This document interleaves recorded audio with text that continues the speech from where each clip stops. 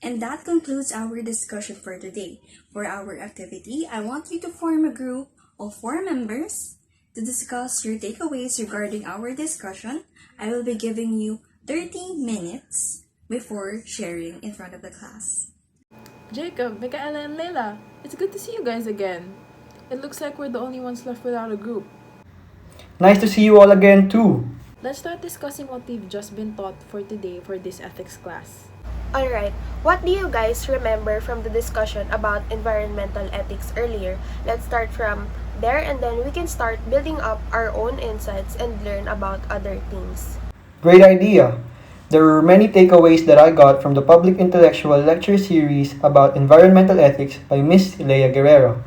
As I recall, we only have 12 years remaining to address and combat the climate crisis so that the harmful effects will not be too devastating.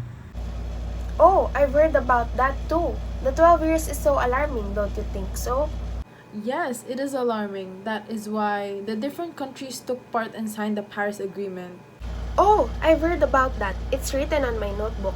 According to the United Nations Climate Change, the Agreement is a treaty between nations that aims to address the climate crisis.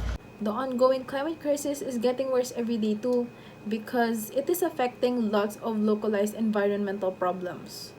For several years, we have been suffering from the impacts of climate change. It is not just about the extreme hot or cold temperature or the melting of the polar ice caps. Local water shortage, pollution, and deforestation are also results from the climate crisis. Guerrero mentioned that those who suffer the most are those from poor countries, like third world countries. This cannot be said, however, for those in rich countries like the United States. They are the ones least affected by this, which is kind of unfair when we think about it. That's right.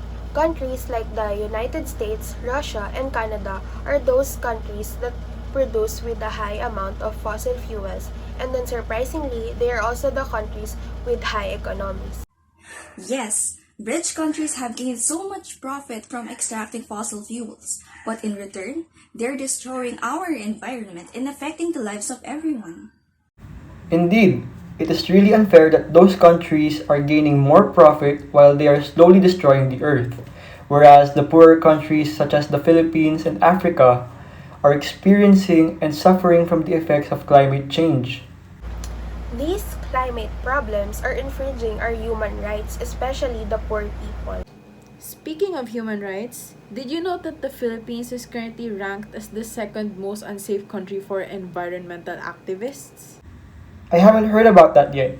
Can you tell us more about it? And who are these environmental activists? CNN states that activists, both individuals and organizations, are accused of red tagging in the Philippines.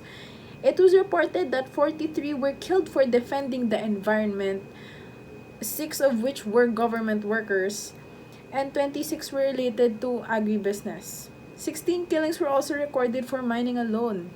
I can't believe that the death of those defenders resulted from the criminalization of the activists. They're just trying to protect our environment.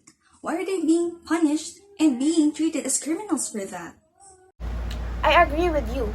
It is so unfair for those people who are just trying their best to save the environment. I don't get as to why do they need to punish them. Anyways, are you all familiar with Greta Thunberg? I think I might have heard about her.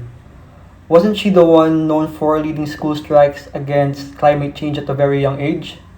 I think she was around 15 when she started. I know her. She's gained so much attention across the internet because of what Jacob has mentioned. The fact that she started doing climate strikes ever since she was 15, it's incredible. She is able to stand up to all these big people like the government to show that. She's a good role model because of how she's able to stand up to all of those people, to show that the youth are also aware of what's happening to the world. Exactly. All those climate strikes she was doing weren't to boycott her studies, but to encourage her own country's government to reduce the carbon emissions and meet the target for said emissions. Everything else is correct. A lot of young people are also starting to follow in her footsteps by hosting their own climate strikes in their respective countries. A famous civil rights activist named Rosa Parks considered Greta as one of her greatest inspirations too.